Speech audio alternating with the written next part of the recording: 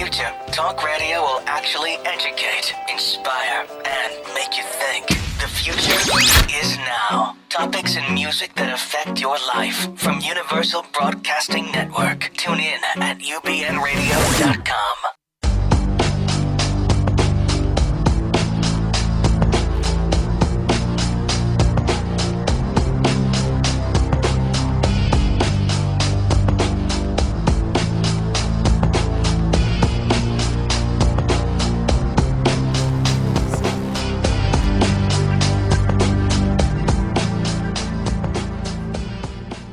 And greetings and salutations, everyone. Welcome to the show. We are Dr. Judy, WTF. I am your host, Walt Lusk, as usual. And in studio, we have some beautiful, beautiful ladies. I really feel special today. We've got, as usual, Dr. Judy and Misti B, who is a brand new author. And her book was on Amazon last night, and it's already a bestseller. Yay. And you know what? It is. And we're here at the beautiful Sunset Gower Studios here in the heart of Hollywood. And you can pull the show if you care to on Stitcher and iTunes. And stay tuned. We have, by request, as usual, our Shrink That Tune. It's an oldie, but definitely a goodie. One of my favorite bands. And one of yeah, is this a lot working? Of people. Is this mic working? Can you hear me now? I don't know. There you go. Is that better? Is it really? Yes, it is. I hear you. Okay. Can you hear me now? I can hear you. And, oh my. It's a call-in show as well, so you can get on the couch with both ladies if you'd like to. The number is 323-843-2862. 323, no, that's not right. That's the wrong number. 323-843-2826. 323-843-2826. So get on the couch and we'll see how much trouble we get you into or out of. So hopefully out of. Yes, most definitely out of. So Misti's book is entitled, If You Leave Me, Can I Come With You? 365 Humorous Daily Meditations for Al-Anon and Codependents. You know, I've always heard, I always tell my girlfriend that if you ever leave me, I'm going with you. I love the title. So the title's awesome. And we'll talk about our next book coming up. So yeah, she's going to be quite the author. Thanks. You're welcome. So I have a question for you. Yes. Okay, so what inspired you to write this book? Wow. I have been in recovery I'm in a 12-step program. Okay. And I'm trying to be careful about traditions because one of the traditions is we don't promote. But for me, the 12 steps really saved my life.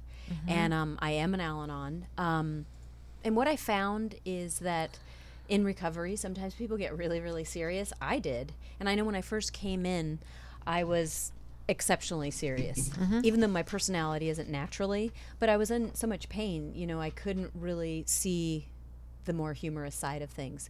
And what happened was I just found myself in a really great group of recovered people who had great senses of humor. Okay. So I kind of got to the point where one day I was online, I thought, well, I'm going to look up humorous meditations or anything with humor for Al-Anons.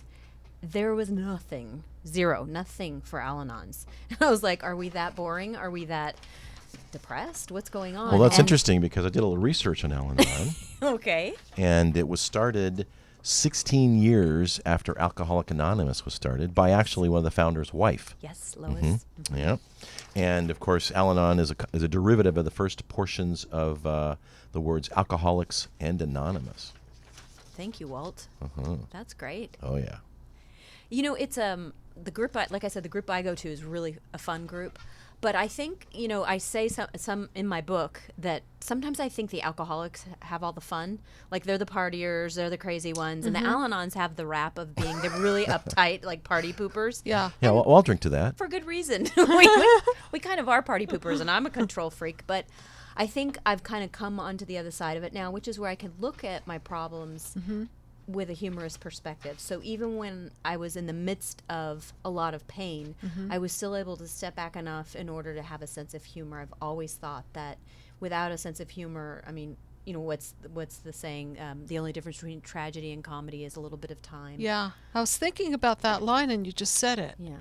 That's so. That's right. Yes. Because when you're in the middle of it, it's not that funny. No. Never is.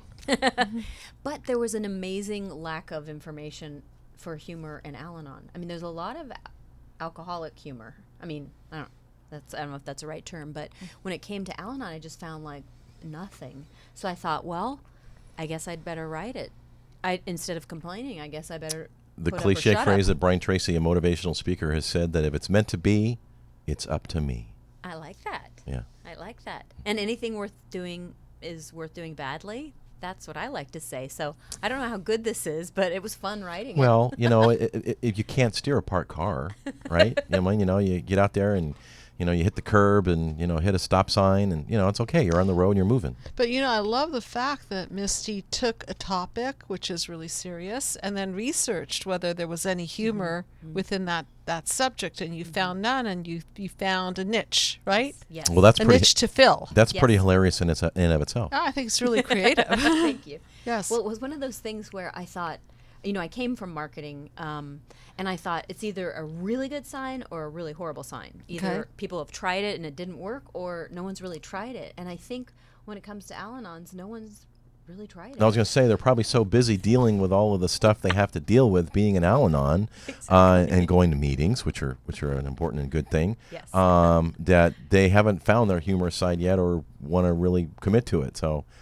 I'm sure it's a void that is much needed. I hope so. I wrote it. It was an act of service. I did it because there was nothing out there. But truly, I just thought, I started calling friends in program. Okay. And I'd be thinking about something and I'd riff on it and I'd write it and I'd call friends and I'd, read it out loud to them and they'd love it and they'd say, you've got to write this down. Okay. So I just kept going. And I have a friend in program that I sat down with and said, would you work on this with me? And she said, yeah, sure, honey, I'll work with you on it. You get started and you just call me when So you've you got a few you done. got confirmation. Yes. Right? Yeah, I And there's did. something about thinking that something's great and you think it is in your own mind, and then other people might go, oh geez. Okay, but that wasn't the case. You were writing it, you were sharing it, and people were going, great idea, that's awesome.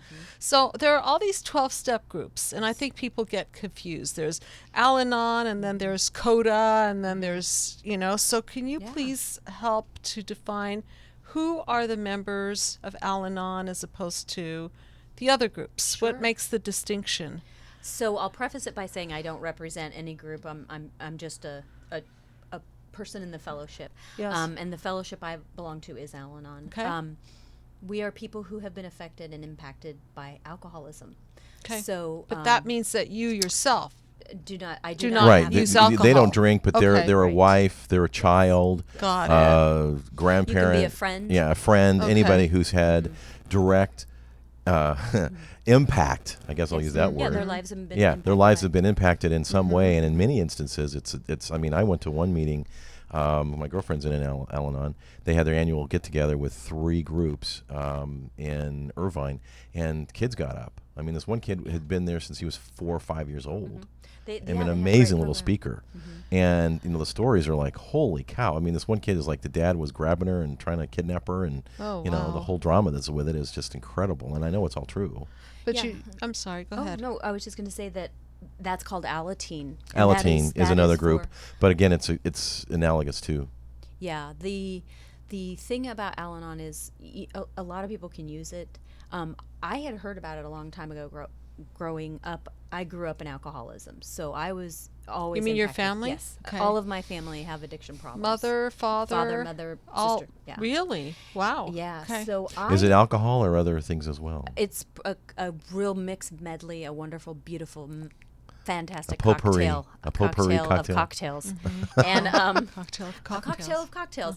And so I knew I was a little crazy. I knew my coping mechanisms were not necessarily started all that great. But I thought Al-Anon, my mind, when I heard Al-Anon, I thought of women, don't take the car, you'll kill yourself. That lady that's running after the guy, Yeah. she's just so needy. And Yeah. that really wasn't my personality. Uh-huh. My focus was always on just outside myself. So Okay. my own way of coping with it was by looking at outside things to fix me. Whereas Al-Anon showed me how to have a relationship with other people and myself primarily, Okay. and a higher power.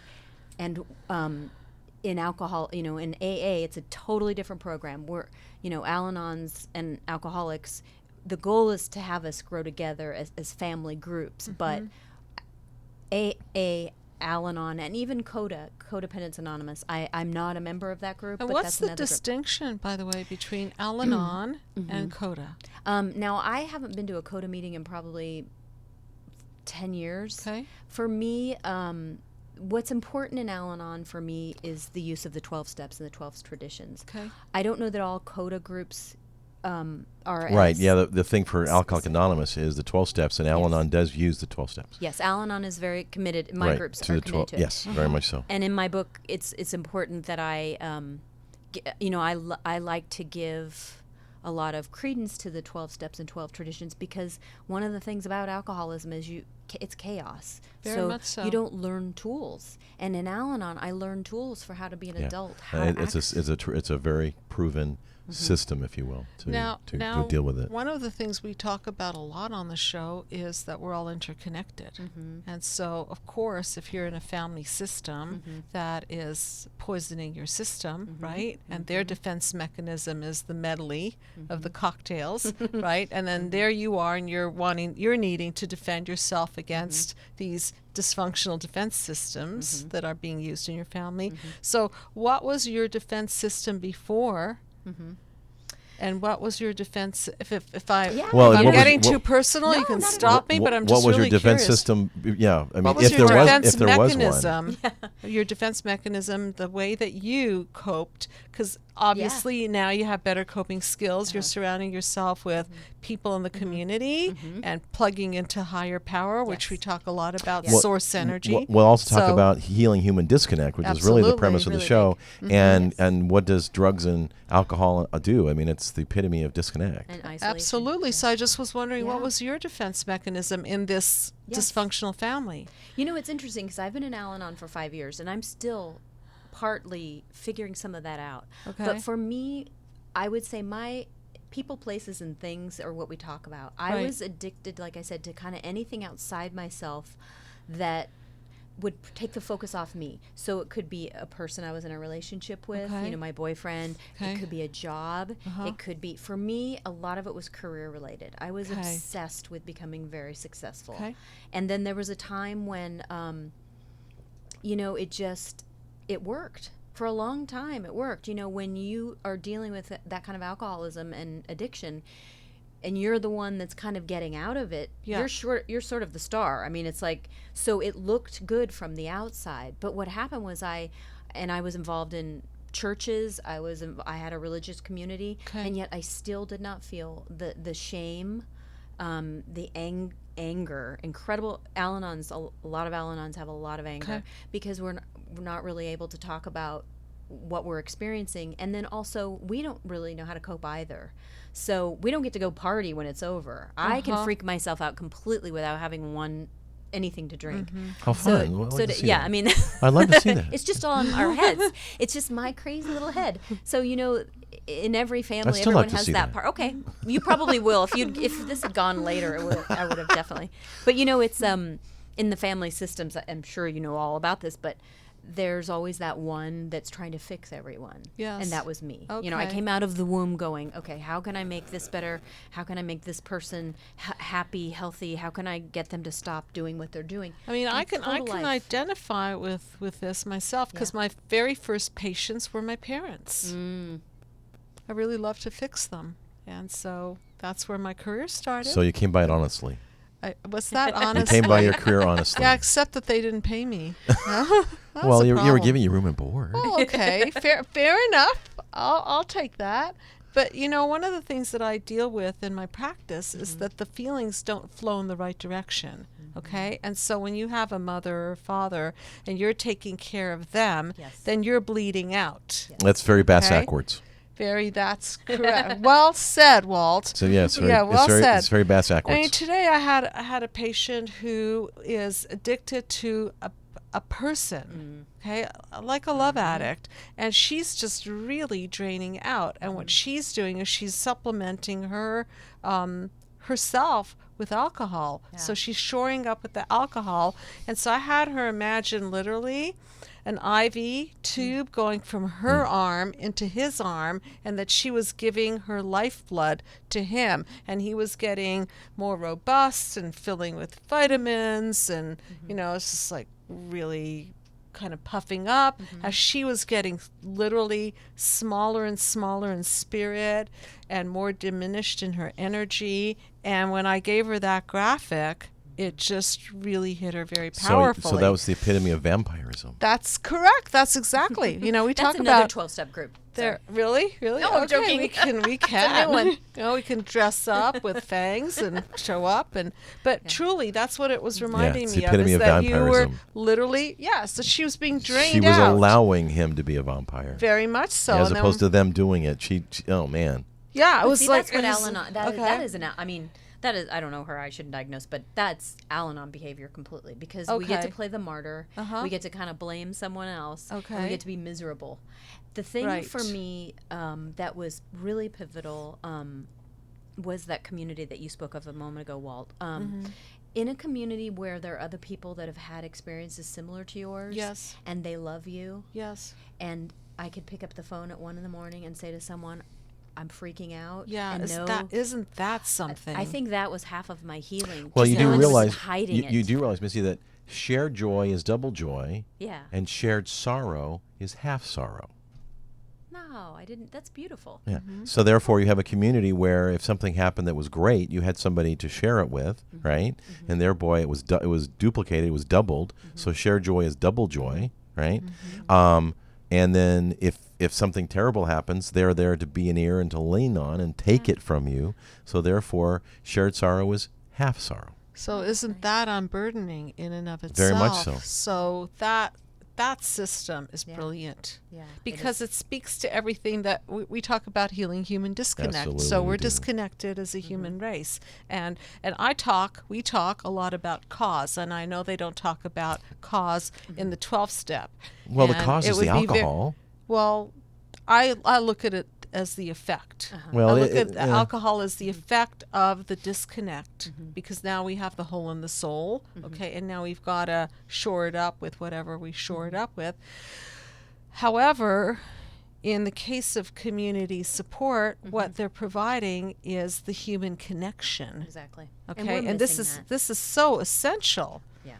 Well, I personally believe in all, in therapy as well as the 12 steps. But for me, the thing was just knowing there was someone that was personally invested in me. Yes. And And not that just was for your that sponsor? hour. Without judgment. Sponsor Yeah. and friends in program. Yeah, experienced and without judgment. And just not that feeling of that's the therapist, I'm paying them and they're appreciating it, but someone who like I said, I could pick up the phone and say, I'm freaking out, Right. and I don't even know why. I mean, this is an Al-Anon for you. Like we'll go to a meeting or we'll be in a place. I just started taking a new class on something, and I was sure by day 3 that every person in the class, they had a vote while I was out in the bathroom and decided they were going to kick me out. They wanted me out. Like that's where my natural head goes. Because, Okay. and what this program has done for me is, one, it gets me out of my head. Okay. Because one of the things I do is I give back service to other people. So when I get out of myself, it kind of goes away. So you can- it increased your self-worth. yeah. Ooh, look at that. You've got 3 big, major, profound. Oh, we're just getting. increase. I'm I just going like to start. that. The show's not Let's even half go. over, and then we're Yay. just getting started here. Thank you, does. doctor. It gets you out of Thank you, yourself. doctor. It gets me out of myself and my problems, but I also don't feel negated because I can call someone and they'll go, "Oh, I totally get it, honey. Yeah, I get that. I did that. You're I did that." normal. Yeah. But isn't it different when you're sharing your experience with someone who has a very similar experience than when you're sharing your experience with somebody who could say, "Yeah, I understand," but they don't relate. There's a difference between, "Oh, that's interesting. That's interesting." Weirdo. Yeah, weirdo. But I can't relate to it. Yes. Weirdo. Okay, versus, yes, I've been there. Or even if not exactly that, they can identify with what it's like to put a person before themselves. Yes, or someone to else. put, right. And one of the things right. that I love about people that are in recovery is that You know, I have friends in and out of recovery, so that's not the only thing. But the point is when someone can understand it and not, it's like you can kind of, that's when you can start to laugh about it. Because now I'm at a point where I'll call someone and go, I did it, and they'll go, you did not do, you know, they know me so well, they're going to go, oh no, you didn't drive by his house, did you? Oh, you didn't stalk him online, did you? And most people can relate to a lot of the things that Al-Anons do. Yeah. But we just kind of put it out there. And so for me, I wanted to just sort of put it out there because, well, what else would I do? You know what I mean? The thing about alcoholism and being an Al-Anon in the way that I am is that there were so many secrets. It's almost like, yay, I get to share how really crazy and warped I am. But at the same time, I'm finding out I'm really not. A lot of people feel the same way. But when I can open the door up and laugh about it, other people can. And don't you find that in order to have humor about something, you have to have wisdom about it? I think humor and wisdom go together, actually. Yeah. Because it's like time and experience, and then you step back, and then when you open up that place in a person that allows them to laugh, then first of all, laughter lets down your defense mechanism. Very much so, and right away. It's very, very therapeutic. Yeah. Absolutely. Yeah. Well, you know, the whole thing, Norman Cousins, you know, 40 years ago, healed himself from disease twice. He did. From laughter. Amazing. Yep. In the hospital, he'd watch, he had cancer. Yeah. He was in the hospital, he had cancer, and he thought he would try laughter, so all he did was watch comedies, watch movies. And, you know, and he laughed, and it seemed to work, got better. And, you know, I do that, too. I don't have a TV. Not for any particular reason. I just haven't turned on the those cable thing. bills are just insane. Well, I rent from someone else, and I could get the cable set up, but I just don't. And I'm working on the book, so I'm like. And you know what? I listen to the radio every night. Right before I go to bed, I listen to someone that's hysterical to me. He makes me laugh, and then I go to bed. And so I'm spending the last 3 hours before I go to bed giggling and laughing, and that's great. Well, it always cracks me up as people will watch the 11 o'clock news, right? And I mean, bad news sells. I mean, it's all bad, and you wonder why they have antidepressant medication commercials during the 11 o'clock news. Wow. It's just like, really? And then you listen to the side effects, and you're going like, really? And we've talked about this on previous shows that we're psychopharmacological. I mean, we're psychobiological, meaning that thoughts turn into chemicals. And my favorite example of this, and I use it in my practice all the time, is that when people don't think that they're psychobiological, and they think, well, I have to run to the psychiatrist's office to change my chemicals in my head, in my body, I say to them, okay, so let's imagine that you have a lemon, and you're slicing open the lemon, and you take the lemon and you squeeze it right under your tongue. What's happening? And they say, I'm getting more saliva in my mouth. And I say to them, is that imaginary saliva or is it real saliva? And they go, no, it's real saliva. I said, but that wasn't a real lemon. So how come you have real saliva in response to an imaginary lemon? And they get it. Well, thank you, Dr. Pavlov. You're welcome. You're welcome. But it's the same principle that if she's bathing her brain in laughter, right? Correct. Versus watching the news and watching things like what happened last week was so tragic. I can't help but bring it up because we're talking about the event that was at UC Santa Barbara. Yeah. I loved it. So three people were stabbed, and the dad blames NRA. And, you know, we're going to talk about that next week because we're going to talk about implosions and explosions, homicide and suicide. And that's the end of the road on that one. For those of you that listen to the show regularly, I meant to say that we are doing in the middle of our series of going through the 9 panels of the mind map, and we're taking a very exciting rabbit track today and having a guest. So stay tuned next week for more. And that's implosion and explosion. Right, and right now we need humor. Yes. Because sadly enough, we are already so inundated with so much tragedy. And so I'd love to, if you don't mind, maybe share the structure of the book and some excerpts. And while Missy's doing that, you are listening to Walt and Judy and Misti B on UBN Network with Dr. Judy WTF. If you want to get a hold of us, you can write us at info@drjudywtf. And again, you can pull the show at UBN as well as on Stitcher and iTunes. Now, Misty is actually a pre-recovery writer, and she had a successful career in the entertainment industry. She's written and directed a feature film. It was called Exposed. And has written several plays for live theater and numerous screenplays. So she's actually taking her writing expose and putting it in print for posterity. And these experiences, combined with her highly dysfunctional upbringing, provided the fodder for her gritty and inspiring recovering stories. And the only reason why we haven't read the book is it just came out yesterday, and it's already a bestseller on Amazon. So go check it out. I assume it's in paperback as well as Kindle, right? Yes, Kindle's going up tomorrow, but it is available. Congratulations. Right. And I do want to hold it up because I want people to see it. Okay. I just love the cover, and we could talk more about the significance of the cover, and I don't want to interrupt you with what you're doing. And wait, I know she marked a page here. I just did today's date, so that's I can so remember that. Okay, very cool. And again, you do realize, folks, that it's a 365 days, so those that buy it now, you got to have something out in a year just to fill in the gap of what they're going to read next, right? Yes, it is. It's a daily meditation, and so for me, the thing is that I do have a daily meditation that I read. Okay. And it's serious and it's lofty, and it's which is great, but there are times when I can't relate to loftiness and being therefore super humor. spiritual. Therefore humor. Exactly. So that's what I wrote. I kind of write about what's really going on. I'll read if you want me to. I'd love to read today's. Okay, today's the 29th. Yes. Oh, I thought it was the 30th. That's I just wanted you to know because I'd love to hear today's meditation, but you can also pick something that you love. Well, let me do this. And what do you do if it's a leap year? Right. I didn't put a leap year in there. How about read what you wanted to read? Okay. Okay. Okay. Thank you. So each day has the meditation, and then I do a thing.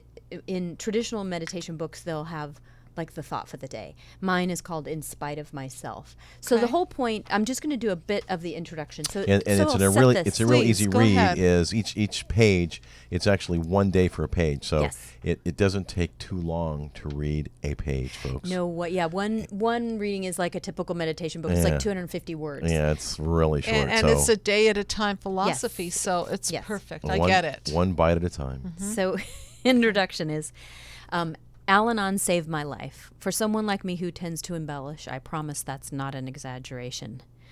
Let's face it, Al-Anons aren't especially known for our sense of humor. Go ahead, do an online search for Al-Anon or codependent and humor or funny. While I'll identify as an Al-Anon, I include codependents in the title because they definitely will relate. Mm-hmm. As the silent sufferers, the hall monitors of the recovery community, Al-Anon's lives are the stuff of country music lyrics. We've got a reputation for taking the fun out of the party and popping all the balloons afterwards. Until now. If You Leave Me, Can I Come With You was written to bring humor to anyone recovering from the harsh realities of substance abuse. It's high time we threw a party in honor of our own growth. Absolutely. Yeah, party. So what I say to that? Thank you, Walt. I haven't had so many claps in a while. Okay, so here we are. I will read And a day in the life of It is. I'm going to read today's reading. It's super right-sized. So here it is. I'll acknowledge that some of my reactions to life were strong when I came into Al-Anon, I admitted. Strong? My friend laughed. If reactions were Happy Meals, you'd be the supersized version of everything. Are you calling me fat? I asked. No, she said. I'm just saying you weren't right-sized. So this has nothing to do with the size of my butt? I asked. She said my reaction to alcoholism had caused me to be a little extreme, and she was right. I carried the baggage of my past into every new relationship and kept a mental list of every slight or disappointment I'd suffered. When I was hurt or angry, I'd pounce on people with lists of what they had done wrong or how badly they'd hurt me. As a result, my reactions were way over the top. Right-sizing myself was something that happened as I worked the program. I learned the appropriate response for what was happening in the moment without bringing the past into every interaction. Or, as my friend would say, I don't use a shotgun to bring down a fly anymore. Mm-hmm. Nope, I keep my responses right-sized today. Although there are times when I'm tempted to go supersize, especially when curly fries are included. Today's in spite of myself. Right size me today, God. Well, there you go. So Although you're supposed to be like, I had a friend of mine who No, I mean, I'm was more touched than anything. no, that was awesome. You know, I am. That's awesome. Because of what you've gone through. Yeah. And also because it's so simple to understand that Yeah. anybody could Oh, yeah, understand that they absolutely. walk in there, and I call it projection. You know, I have the little mind, You're not there. the little, but you know, the mind map system. Yes. And so I deal a lot with people projecting things onto others, and so this is what it reminded me of, is that you take your past and the hurts, and so there's a paranoia about it, right? Because you think everybody's going to do it to you, because you've already had that blueprint. And so now you've got to supersize, because just in case somebody deserves it, you better have the big shotgun ready, right? Yeah, Why the exactly. little shotgun? Yeah. Well, you know, so Well, it's because they just say like, go big or go home. go big or go home. Really? Is that your motto? No, actually, no, it was actually Donald Trump's. Go big or go home. I didn't know he said that. And I had another know friend of mine that. who was a couple French fries short of a Happy Meal. He Yes. just- Yes. yeah. But isn't that just so simple to understand? And now I want to read tomorrow's, because I have a little bit of inability to focus, so I don't Judy, read well. I know I don't read well. I know about you and those shiny objects. You do. I have shiny object syndrome. Okay, so now I'm feeling, after reading that, you're reading that to me, that I want you to read it to me, because now you're going to spoil And- me. Okay, I'll do Actually, this. folks, as a result of this show, Misty is going to be reading the book by the author, and it will be on Books on Tape. Give it a couple of months, and you two can pop it in your car and start your day as you're whizzing off to work, drinking your coffee and eating your muffin, and get inspired. But you- that, yeah, go I was going ahead. to say, or you could just click back on here in 365 days and I'll still be sitting here going, today is May. I'll read this for you. Okay. This is called Judgy. Judgy? Uh-huh, Judgy. Okay. Okay. Yesterday I was freaking out about why I'm not further along in my Al-Anon recovery. It's becoming excruciatingly obvious to me that my life should be better than it is today. Frankly, my life's a mess. Pointless. Hopeless. I mean, why get out of bed anymore? Why even bother finishing this sentence, really? After a few hours of crying and a handful of episodes of Snapped, I called a friend in Al-Anon who reminded me that we're not in a race to recover.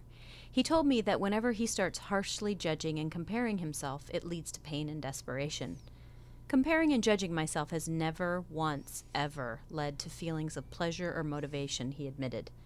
But judging myself harshly used to spur me on, I replied. It was what I used to do to stay on my diet, work harder, and improve myself. My friend then told me the reason judging myself doesn't work anymore is because I'm on a spiritual path that is about connecting to and experiencing God's love. He told me I'm exactly where I'm supposed to be, and God is not in a hurry. I want to believe my friend, really I do, and I know he's right. But you know what? Sometimes I wish God was in more of a hurry, and I wish I was further along. I know. Don't we all? But not all of these meditations can be light and breezy. In spite of myself. Thank God there's no race in recovery. Yeah, that's beautiful. I mean, it's a journey. It's not a destination. Yes. Yep. And many times I've said on the show that what we all do is we compare our worst to somebody else's best. Yes. And it is always a lose-lose comparison. Yeah. Comparing our insides to their outsides. Right. And I am really good at And that. their That's part of the reason why I don't do insides- Facebook anymore. Their insides are, Really? Yeah. might be equally as messed up. Yeah, well, that's the thing But about actually, you know what? They're going to be more messed up than me. that's the thing about Facebook. You know, I got the account on Facebook, and Walt was giving me a hard time. He's like, "That picture is about 18 years old." It's really not. It's 4 I years old. didn't say 18 years. It's about 4 years old, 3 years old. We've been friends on Facebook for quite a while. Yeah, It's like, and it's just because I don't go on there anymore. And one of the reasons is because I have friends I have friends who are like, "You need to get off Facebook."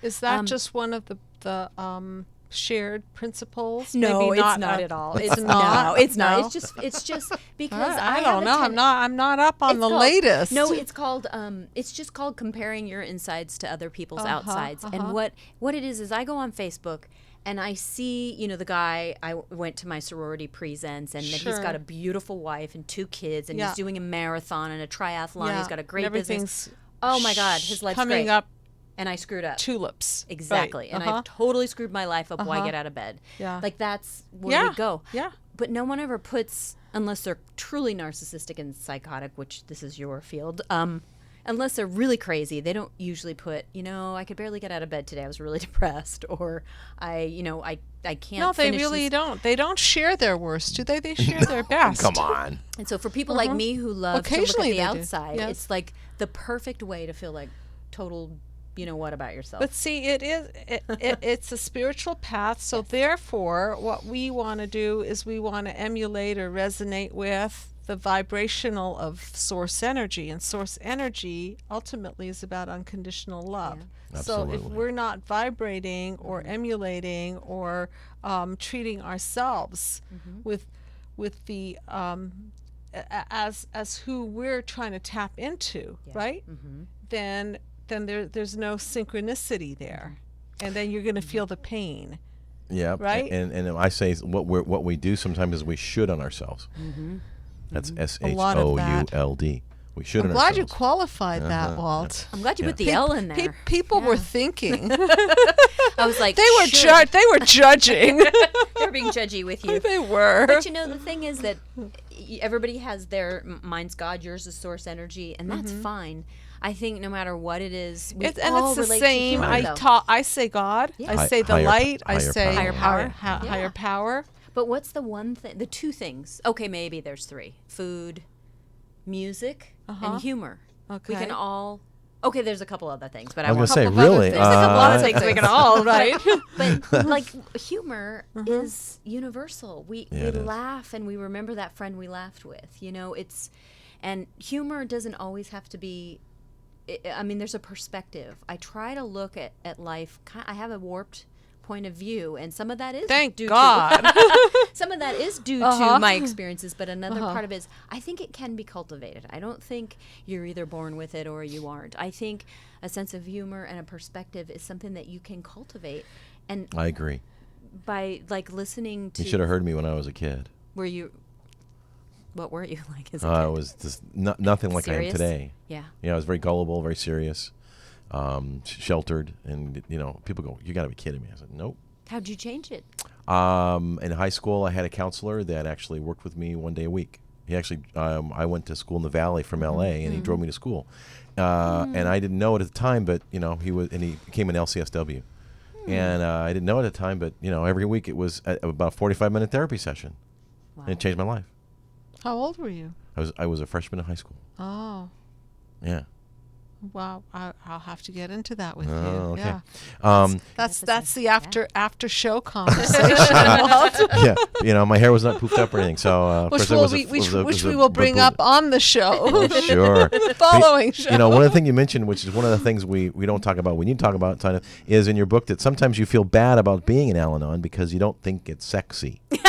Yes, it's not that I don't think it's sexy. It's just that, I think when I first came into Al-Anon, I was really aggravated at the alcoholics. I was pissed off, and it Well, seemed sure, like they it's- get to that's- have all the fun, Well, yeah, and sometimes it's at your expense, Yes, exactly. right? And of course, so all I've ever been attracted to in romantic relationships were alcoholics. Of course, they never 'Cause they're came fun, off that way. right? Yeah, they're fun. Of course. They're so much fun. They And are. I couldn't figure it out. What is the one component other than me, which I'm not going to look at me, but what about it's that they're all fun, And then I thought, God, Al-Anons have this kind of drab, we're sort of like the hall monitors, don't go out, we're the partiers and the fun guys are the alcoholics, and so I guess that's what I mean when I say it's just like we kind of get we're that woman chasing after the guy in the car. See, I look at it. I tend to look at things through the eyes of a system. Okay. And so if the person on one end of the system is having a really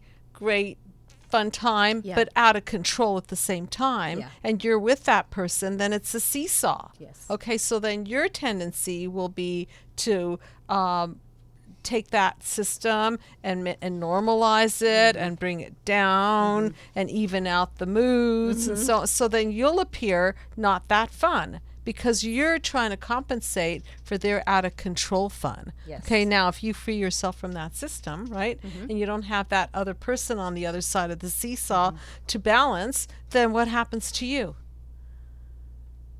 Oh, I'm not good with seesaws. Well, I the don't know. seesaw. Does that the make seesaw- sense? the seesaw- Did I the lose? seesaw- the did seesaw I lose you? stops. The Okay, seesaw but stops, right? Do you see what I'm saying? Yeah, It's nothing's like happening. okay, but do you get it? Like Yeah. if you're off that ride, Yes. then you don't have to be the opposite energy of that person and monitor them. So now I'm just wondering, so then now you're off the ride and you don't have to be the drab, the dulled down, the responsible, Right. the hall monitor. And Okay, wait- so now what? So now, But now you've already practiced that role for umpteen years, so now it's kind of like, what do I do now? right, and not Okay. to do a shameless plug, but that is Right. why I wrote this book, because I feel like now is the time we're coming to the light side of things. There's a long period of time where it's, you're just kind of uncovering. It's like you're driving the car, and you slam on the brakes and everything from the back seat comes forward. Sure. So you're just dealing with like, wow, what just happened in my life? And then when you start slowing down and mellowing out, and you can go,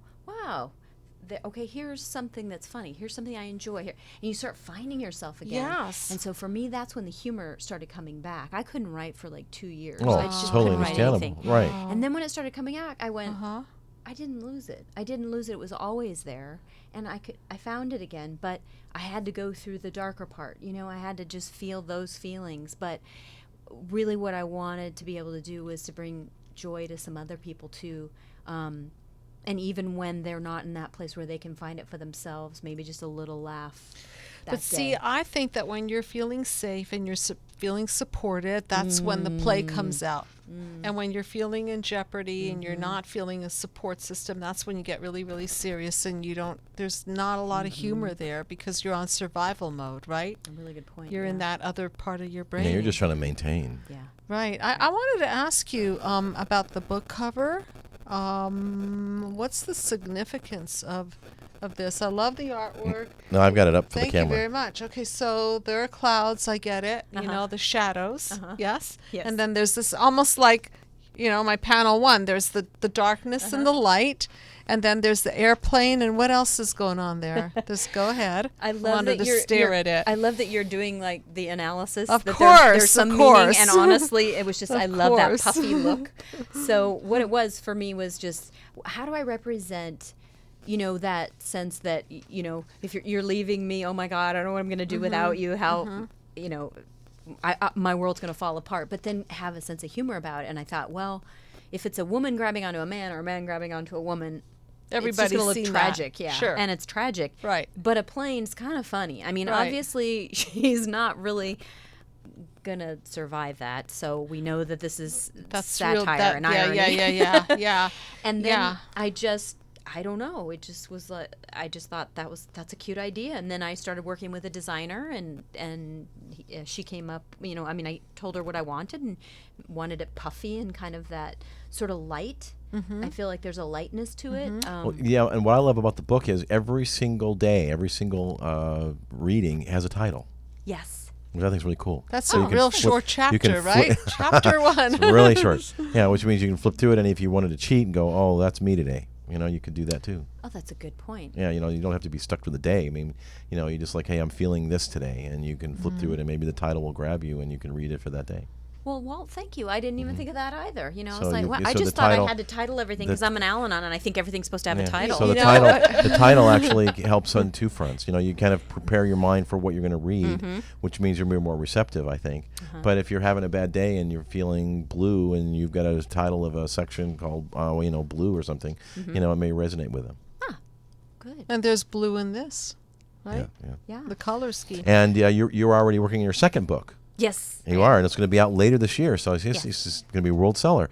And the title of that book is entitled "Forgive Us Our Debts, Please: 365-Day Meditations for Debtors, Compulsive Spenders, and Under-Earners." Boy, that covers it So all. how much is it? No, just kidding. Wait, could you guess? How much could you is guess the book? Could I About have a discount? Yes, Can I have $2,000 per copy. Oh, nice. Can you Do you tell take, what I'm do you dealing take with? payments? I will. Personal payments. Yeah, so I'm kind of transparent about what areas of life I'm sort of struggling with and working with. But, it's another one, debt. And you're the only one, though. I know. I Poor know. me. Poor you. Poor me. But yeah, a lot of people, with this economy, I don't even need to say it. So many Absolutely people. not. But, I find that money is a relationship, just like with everything. Absolutely it is. And my relationship with money has been dysfunctional at best. You know, my relationship with money has been, it's as a result, I think, a lot of the things that I've dealt with in Al-Anon, you know, my relationship to money and earning and what I'm worth and my value. And I think, you know, the same thing happened with that. Honestly, I had this part-time job, and I'd come home every night and write, and I really hadn't written for 2 years, like I said. And then when I gave my first book to the editor, she goes, "What's your second book?" And I went, "Second book?" You know? And then I went, well, what do I know? What am I dealing with? And I just started going, my debting, this under-earning, Sure. all these things. And Absolutely. it just kind of kept coming. So it was just write what you know, because that's all I could do. Because really Sure. I was in so much recovery work that I couldn't really think of anything else. So last question, then we've got to do our shrink that tune. So what do you hope to achieve? Really What you kind already? Oh my! And by the way, had I known what the cover was going to be all about, and this is not the tune we're going to shrink, but I would have done "I'm a leaving on a jet plane." I mean, This is a good one, we've too. already touched on this, but what do you hope to achieve by this work and your other books? I was going to do something really smart-assy, but I couldn't do it because, you know what, I was thinking of the girl that wanted to be Miss USA, and she said, I just want world peace or something. So much as Iraq, and I think that if all people had an education, we would. Never mind. I just want world peace. Well, she said that. She actually said the Iraq, and when people get educated, the world is good. What I'm trying to accomplish is, you know, Sometimes I sound like that. Or at least I think I sound like that. We've all been there. But you have a lot going on in the cerebrum or the cerebral part. I don't think she had a lot. She wasn't dealing with a lot of matter to start with. She made up with it with so much beauty, though. You know, it's fabulous. Yeah, that's. She wasn't the sharpest tool in the shed. No, bless her little heart. As all my family in Texas say, bless her heart. So what I want to accomplish is, honestly, I just wanted people to laugh. And I think with this book and with the Deading book, life is hard. You know, life's painful. It's difficult. And if I really just wanted, I just want a bunch of friends. So I just want a bunch of people to write me. And you can read, actually, you want to be Misti Spoken like a true Al-Anon. Al-Anon. Just love me. That's all I want. So you can contact Misti if you like to at mistybwrites.com. Yes. Or she's on Twitter at Misti B Writes. Yes. So either way, you can get a hold of her and maybe give her some ideas about how you got in debt drinking alcohol or something. I didn't drink the alcohol. She didn't. I said The they. family. I said they did. Okay. How they got into debt drinking I alcohol. got it. We now got it. Okay. They. No, it's always they. I just want more laughter. Really, honestly, I just think we all got. Well, then we may have to have you come back on the show. Then. I would love to. So it's been good. And I'm ready to shrink the tune. All righty, we're going to shrink the tune. Today we have "If Maybe we'll do You it together. Leave Me Now" by Chicago. So I'm going to read the words and we're going to play the tune. So if you leave me now, you'll take away the biggest part of me. Oh, please don't go. And if you leave me now, you'll take away the very heart of me. Oh, please don't go. Oh, girl, I just want you to stay. Okay, so I'm going to let you shrink that first paragraph, okay? So from from an Al-Anon perspective, so what's going on? You'll take away the biggest part of me. So if somebody leaves, right? The addict, the love addict, let's say, then what's this? You'll take away the biggest part of me. It's a big void. What does that now. speak to about the 12-step principles? I just want to say this sounds like real true love. Real It true sounds love. like real true love. No, I'm joking. How codependent of you. It is very codependent. That is so not true love. But Okay. yeah, I mean, it's like if you take away, you're taking me away because I have no defined self. That's right. Yeah. Perfect. That's what I was thinking, that there's no self. The person's attached to the other. So if they take themselves away, they're actually taking away the biggest part of you because there's no core. There's an empty self. So, yeah, okay. A love like ours is a love that's hard to find. How could we let it slip away? We've come too far to leave it all behind. How could we end it all this way? When tomorrow comes, then we'll both regret the things we said today. So let me ask you something. So a love like ours, a love like this, is it hard to find? Oh, it's very easy to find. Just go to one of the meetings, right? Go to Starbucks, yeah. There Yeah, you it's go. real hard to find codependency, right? Super hard. Okay, so so do you think that this is something super precious that we should never let slip away? Oh, Something most like this. indubitably. You know, it's so funny. Like 5 years ago, these kind of songs didn't. Now I can't even listen to them because they're just so funny to me. I just start laughing. I mean, Well, you've got a humorous perspective now that you've actually put it in print in 365 pages. yeah, but no, I mean just the concept that someone can complete you. That you know that whole concept. Yeah, it's funny. You know what, though? But if you leave me now, you'll take away the biggest part of me. You know, oh, baby, ooh, baby, please don't go. Oh, girl, I just have to have you by my side.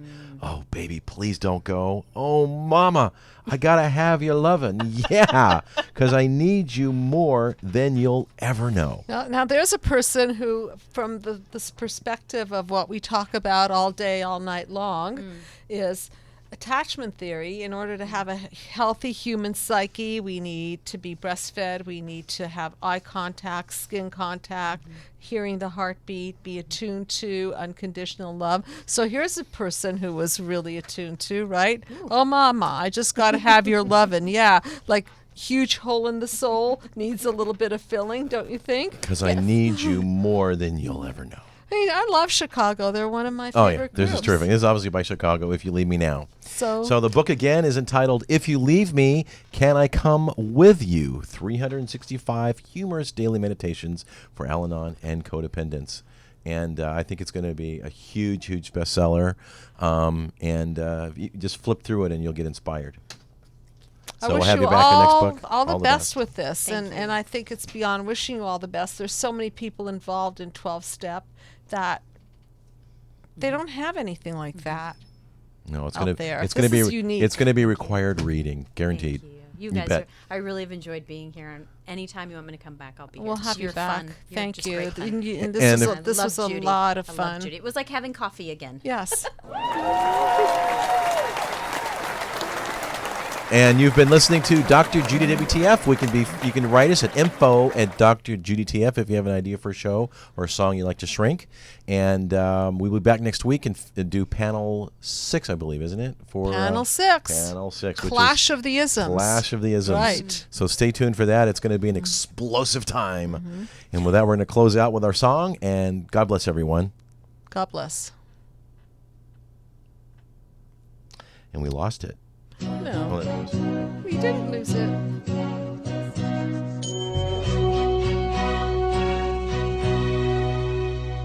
If you leave me now, you'll take away the biggest part of me. Ooh, no, baby, please don't go. And if you leave me now, you'll take away the very heart of me.